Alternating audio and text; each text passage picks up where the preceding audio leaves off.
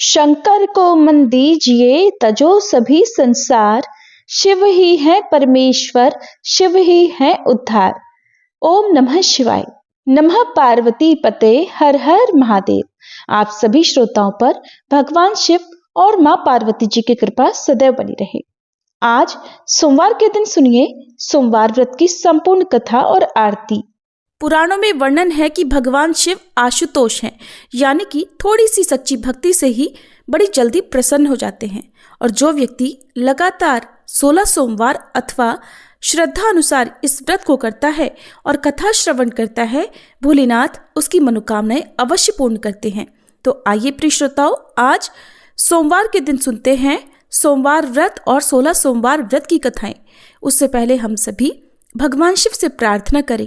हे त्रिनेत्रधारी, हे नीलकंठ महादेव, आप कैलाश के वासी, करुणा के सागर और भक्तों के संकट हरने वाले हैं। प्रभु, हम अज्ञानवश जो भी पाप, दोष और भूल कर बैठे हैं, उन्हें अपनी करुणा से क्षमा कीजिए।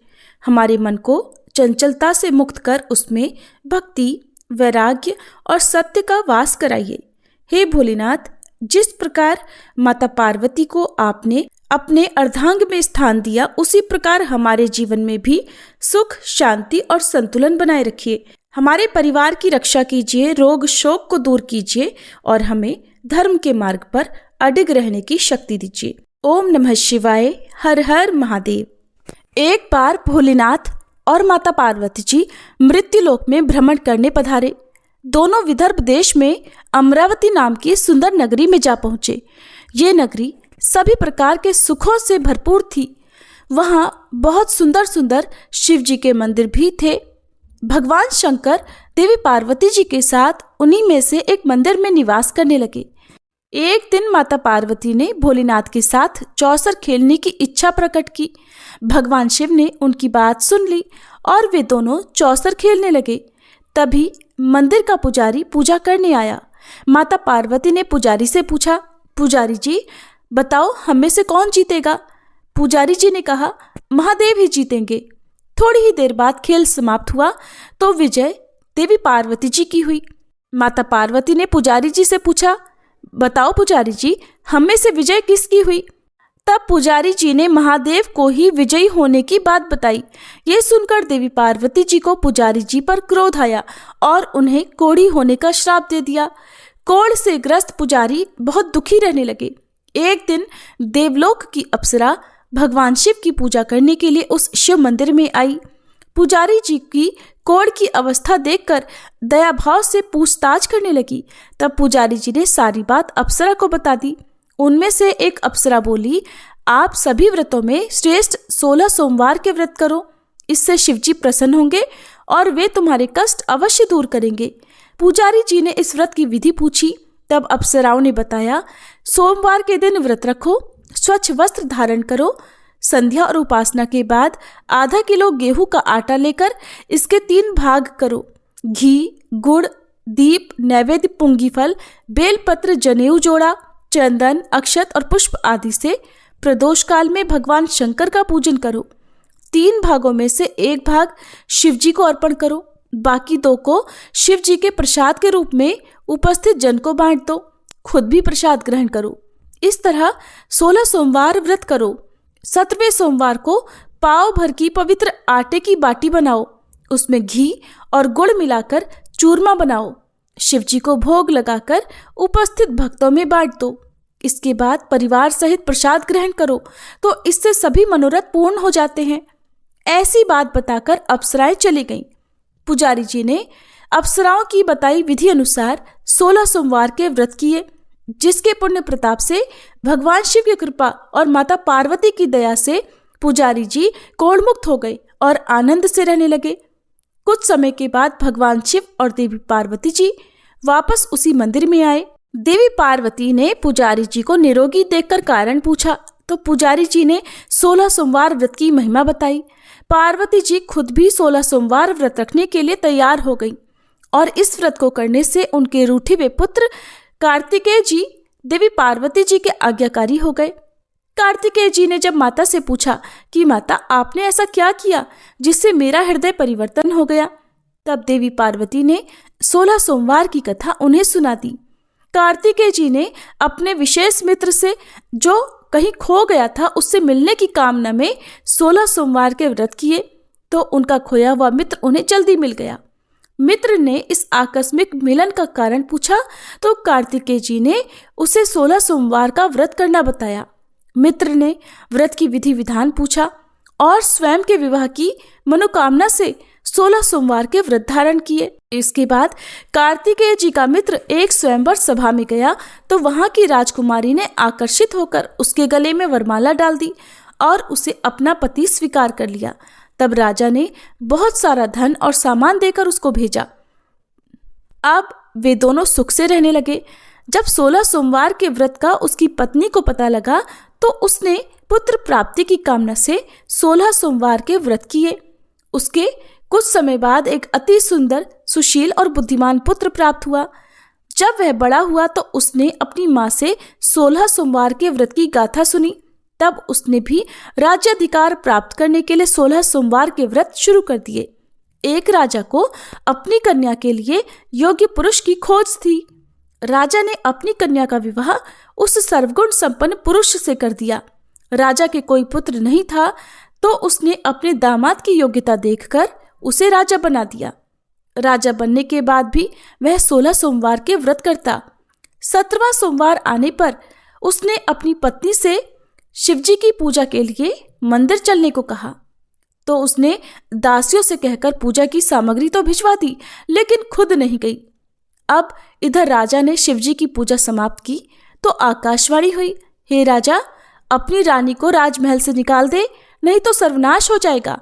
राज दरबार में आकर सभासदों से विचार विमर्श किया और सर्वनाश के भय से रानी को राजमहल से निकाल दिया गया। अपने दुर्भाग्य को कोसती हुई रानी नगर से बाहर चली गई। दुखी मन से चलते हुए वह एक गांव में जा पहुंची। वहां पर एक बूढ़ी माई थी जो सूत बेचा करती थी। बूढ़ी माई ने दया करके रानी को अपने साथ सूत बेचने के लिए रख दिया। जब से रानी को साथ रखा बूढ़ी माई का तो सूत बिकना ही बंद हो गया। बूढ़ी माई ने रानी से वहां से जाने को कह दिया। अब रानी एक तेली के यहाँ काम मांगने गई। उसी समय तेली के मटके चटक गए, सारा तेल बह गया। तेली ने भी उसे वहां से भगा दिया। दुखी होकर रानी एक नदी के पास गई तो नदी का सारा पानी सूख गया। वह एक पेड़ के नीचे बैठी तो पेड़ के सारे पत्ते सूख कर गिर गए। आसपास के लोगों ने जब यह सब कुछ देखा तो उसे पकड़कर मंदिर के पुजारी गुसाई जी के पास ले गए। गुसाई जी देखते ही जान गए कि यह कोई विधि की मारी कुलीन स्त्री है। गुसाई जी ने रानी से कहा कि वह उनके आश्रम में उनकी पुत्री की तरह रह सकती है। अब रानी आश्रम में रहने लगी। रानी भोजन बनाती थी तो उसमें कीड़े पड़ जाते थे। पानी भरकर लाती तो वह गंदा हो जाता था। अब तो गुसाई जी ने एक दिन दुखी होकर उससे पूछा कि बेटी, तुम्हारी ये दशा कैसे हुई? ये किस देवता का कोप है?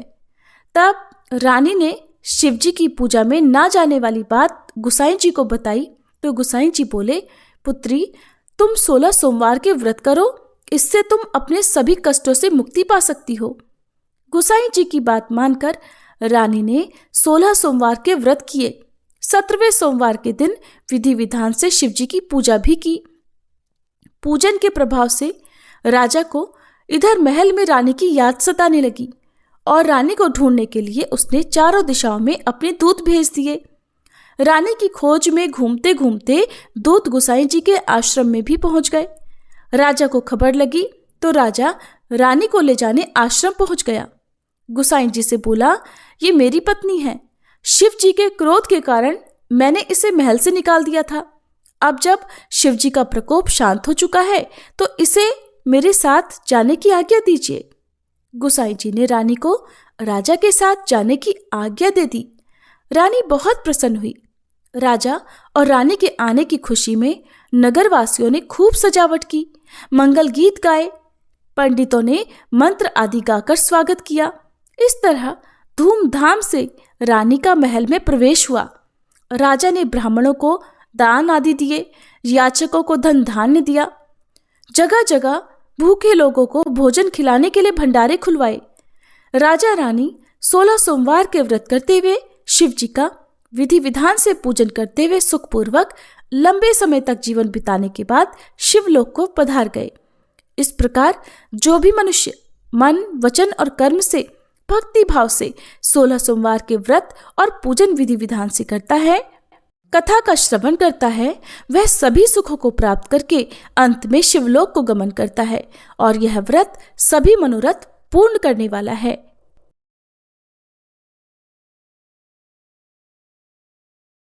एक बार किसी नगर में एक साहूकार था। उसके घर में धन की कोई कमी नहीं थी, लेकिन कोई संतान न होने के कारण वह बड़ा दुखी था। संतान प्राप्ति के लिए वो हर सोमवार को व्रत रखता था और पूरी श्रद्धा के साथ शिव मंदिर जाकर भगवान शिव और माता पार्वती की पूजा किया करता था। उसकी भक्ति देखकर एक दिन माँ पार्वती प्रसन्न होकर भगवान शिव से साहूकार की मनोकामना पूर्ण करने का निवेदन करती हैं। पार्वती जी के आग्रह पर भगवान शिव ने कहा, हे देवी, इस संसार में हर प्राणी को उसके कर्मों का फल मिलता है और जिसके भाग्य में जो हो उसे भोगना ही पड़ता है। लेकिन पार्वती जी ने साहूकार की भक्ति देखकर उसकी मनोकामना पूर्ण करने की इच्छा व्यक्त की। माता पार्वती के आग्रह पर भगवान शिव ने साहूकार को पुत्र प्राप्ति का वरदान तो दिया, लेकिन उन्होंने बताया कि ये बालक केवल 12 वर्षों तक ही जीवित रहेगा। माता पार्वती और भगवान शिव की इस संवाद को साहूकार सुन रहा था, इसलिए उसे न तो इस बात की खुशी हुई और न ही कोई दुख, बल्कि वो पहले की तरह ही शिव जी की पूजा करता रहा। कुछ समय के बाद साहूकार की पत्नी ने एक पुत्र को जन्म दिया। जब वह बालक 11 वर्ष का हुआ तो उसे पढ़ने के लिए काशी भेज दिया गया। साहूकार ने पुत्र के मामा को बुलाकर उसे बहुत सारा धन देते हुए कहा कि तुम इस बालक को काशी विद्या पढ़ने के लिए लेकर जाओ।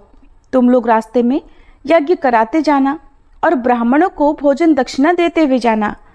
दोनों मामा भांजे इसी तरह यज्ञ कराते और ब्राह्मणों को दान दक्षिणा देते काशी नगरी निकल पड़े।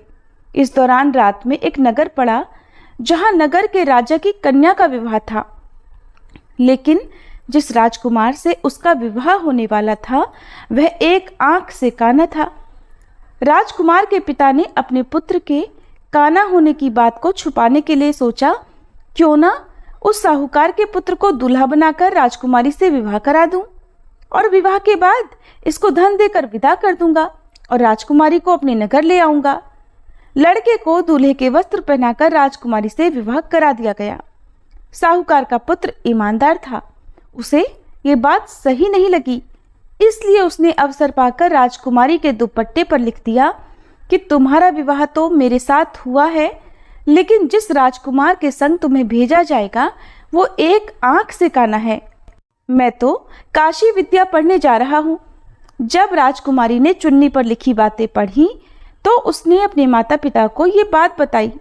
राजा ने अपनी पुत्री को विदा नहीं किया, फिर बारात वापस चली गई। दूसरी ओर साहूकार का पुत्र और उसका मामा काशी पहुंचे और वहां जाकर उन्होंने यज्ञ किया। जिस दिन साहूकार का पुत्र 12 वर्ष का हुआ उस दिन भी यज्ञ का आयोजन था। लड़के ने अपने मामा से कहा कि मेरी तबीयत कुछ ठीक नहीं है। मामा ने कहा तुम अंदर जाकर आराम कर लो। भगवान शिव के वरदान अनुसार कुछ ही देर में उस बालक के प्राण निकल गए। मृत भांजे को देखकर उसके मामा ने विलाप करना शुरू कर दिया। संयोगवश उसी समय भगवान शिव और माता पार्वती उधर से जा रहे थे। पार्वती जी ने भोलेनाथ से कहा, स्वामी, मुझे इसके रोने का स्वर सहन नहीं हो रहा, आप कृपया इस व्यक्ति के कष्ट को अवश्य दूर कीजिए। जब भगवान शिव मृत बालक के समीप गए तो वह बोले कि ये उसी साहूकार का पुत्र है जिसे मैंने 12 वर्षों की आयु का वरदान दिया था। अब आज इसकी आयु पूरी हो चुकी है। लेकिन मातृभाव से विभोर माता पार्वती जी कहने लगी, हे महादेव, आप इस बालक को और आयु देने की कृपा करें, नहीं तो इसके वियोग में इसके माता पिता भी तड़प तड़प कर मर जाएंगे। माता पार्वती के पुनः आग्रह पर भगवान शिव ने उस लड़के को जीवित होने का वरदान दिया। शिव जी की कृपा से वह लड़का जीवित हो गया। शिक्षा पूरी करके लड़का मामा के साथ अपने नगर की ओर वापस चल पड़ा। दोनों चलते हुए उसी नगर में पहुंचे जहां उसका विवाह हुआ था। उस नगर में भी उन्होंने यज्ञ का आयोजन किया।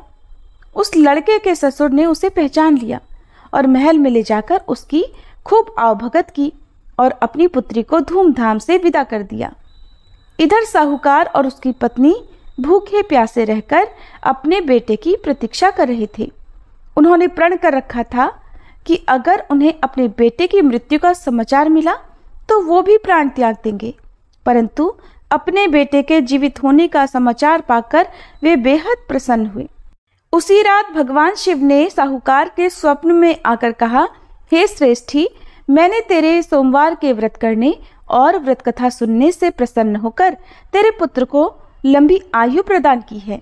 इसी प्रकार जो कोई सोमवार व्रत करता है या कथा सुनता और पढ़ता है, उसके सभी दुख दूर होते हैं और सभी मनोकामनाएं पूर्ण होती हैं। सोमवार कथा समाप्त। अब सुनिए शिव चालीसा पाठ और आरती।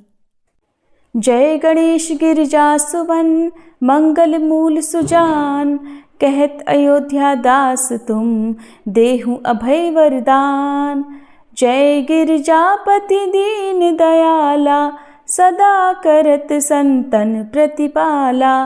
भाल चंद्रमा सोहत नीके, कानन कुंडल नाग फनी के। अंग गौर शिर गंग बहाए, मुंड माल तन क्षार लगाए।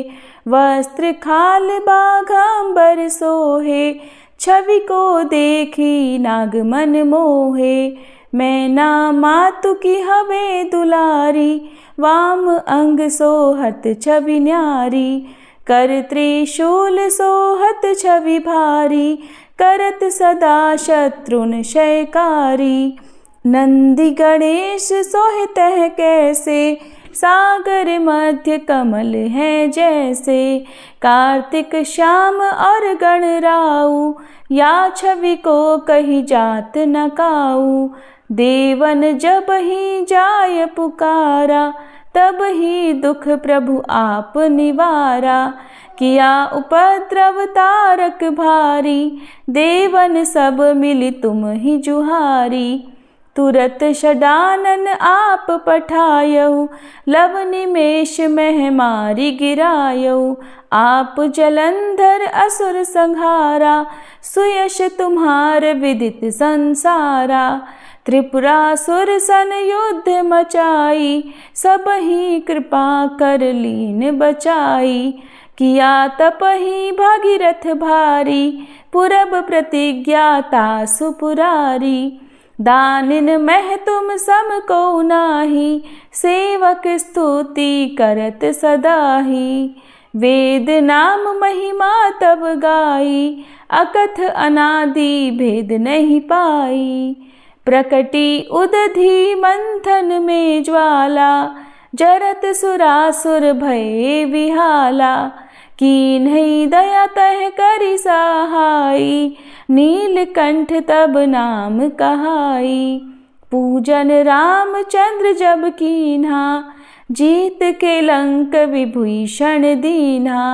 सहस कमल में हो रहे धारी, कीन्ह परीक्षा तब ही पुरारी। एक कमल प्रभु राखे उजोई, कमल नयन पूजन चह सोई। कठिन भक्ति देखी प्रभु शंकर, भय प्रसन्न दिए इच्छित वर।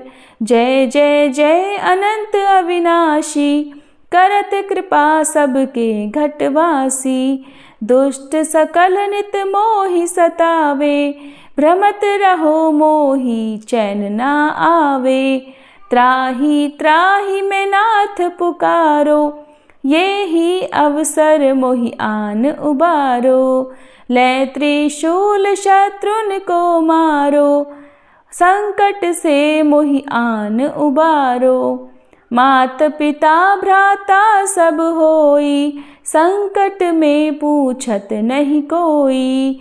स्वामी एक है आस तुम्हारी, आए हरहु मम संकट भारी। धन निर्धन को देत सदा ही, जो कोई जांचे सो फल पाही। स्तुति के ही विधि करे तुम्हारी, क्षमहु नाथ अब चूक हमारी। शंकर हो संकट के नाशन, मंगल कारण विघ्न विनाशन।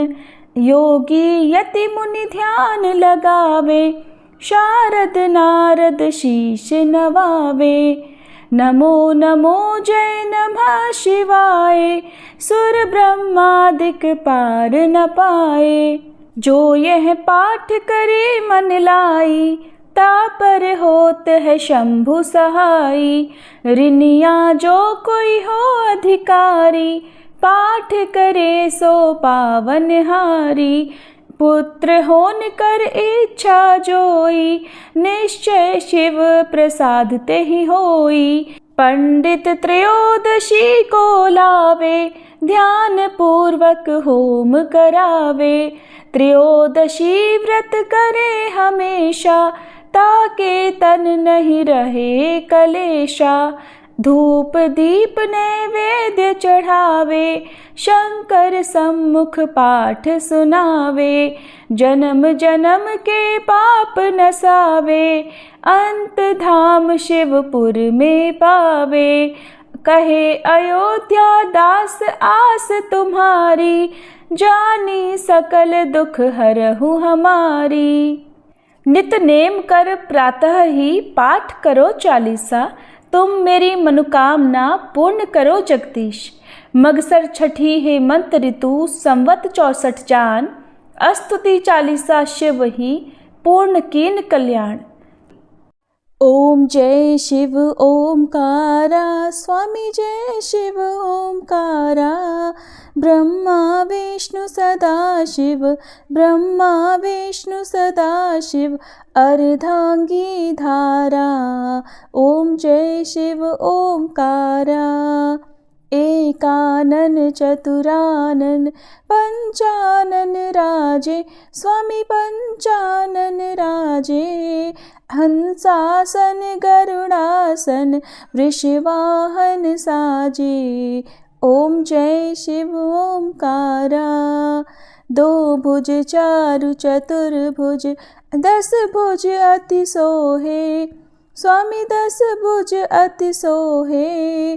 त्रिगुण रूप निरखता, त्रिभुवन जन मोहे।